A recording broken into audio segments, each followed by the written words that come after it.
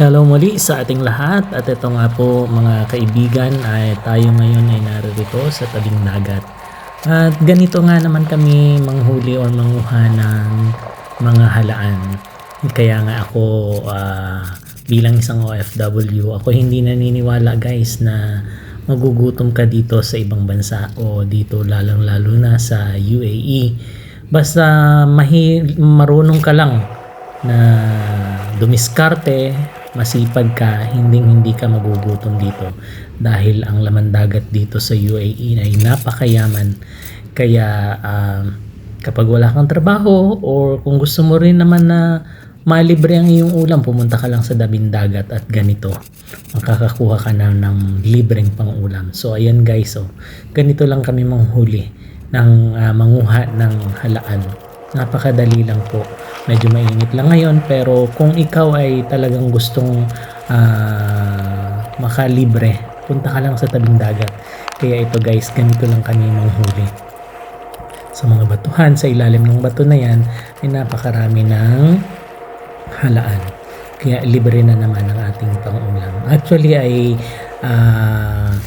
nag-request sa akin ng aking panganay na magluto daw ulit ako ng sisig na halaan. Kaya ito guys, pumunta ako sa tabing dagat dahil day off ko ngayon. At habang sila ay nasa school, ako naman narito sa tabing dagat mag-isa lang.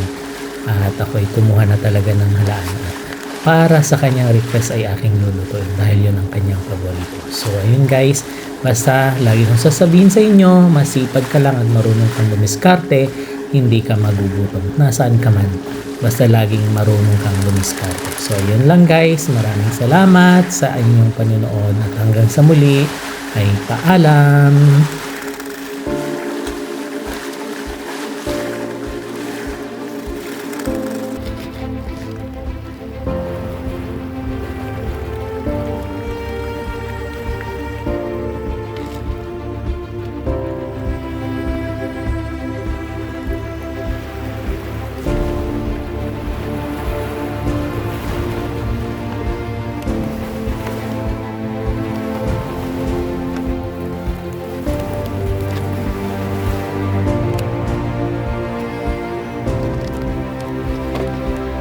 Ayan guys, sakto alas 9 na.